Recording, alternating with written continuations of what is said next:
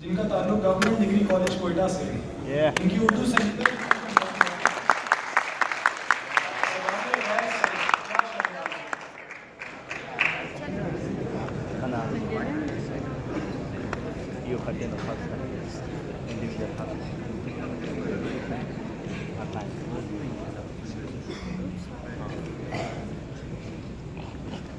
صدر علی وقار بولوں اگر میں جھوٹ تو مر جائے گا ضمیر. بولوں اگر میں جھوٹ تو مر جائے گا ضمیر. کہہ دوں اگر میں سچ تو مجھے مار دیں گے لوگ.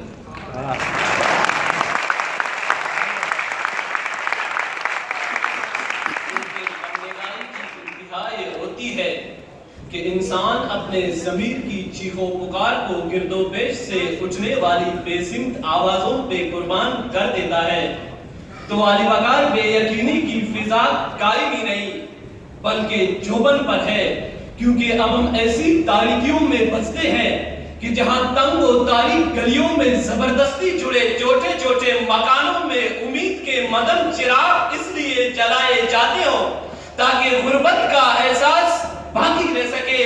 اب ہم ایسے اندھیروں میں رہتے ہیں کہ جہاں 20 کروڑ انسان 4 خاندانوں کی غلامی میں زندگی بسر کرتے ہیں.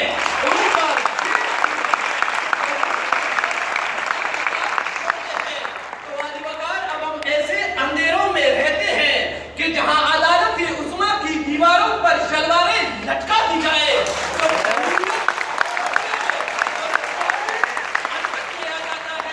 مگر افسوس صد افسوس جب قصور میں معصوم بچوں کو زیادتی کا نشانہ بنایا جاتا ہے تو ہمارے ارباب اختیار کے کانوں پر پڑی چھو تک نہیں رہتی.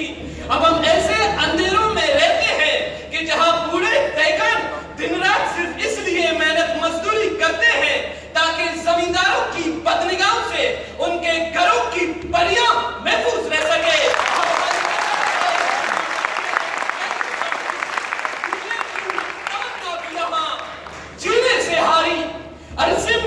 اندھیرا ہے یہاں دن بھی ہے تاری, ہر شخص کے چہرے پہ یہاں موت کے سائے.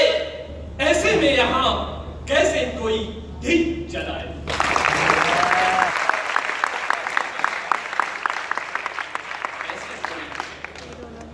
دھیپ جلائے صدر علی وقار,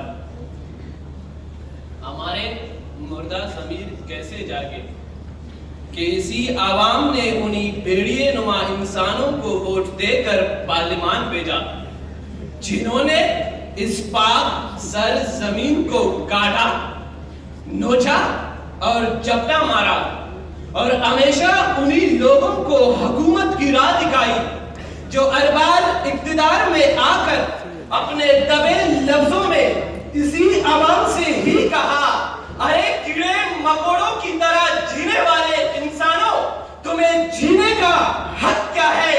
جینا تو ہمارا حق ہے.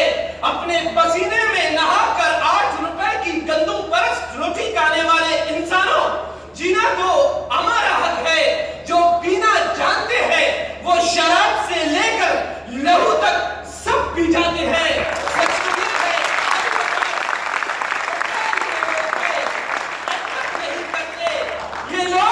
مرنے کی بھی جرات نہیں کرتے.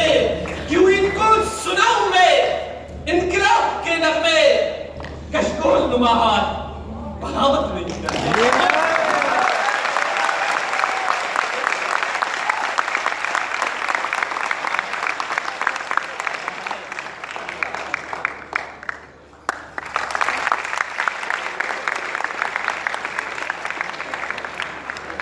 چھوٹا تھا بہت.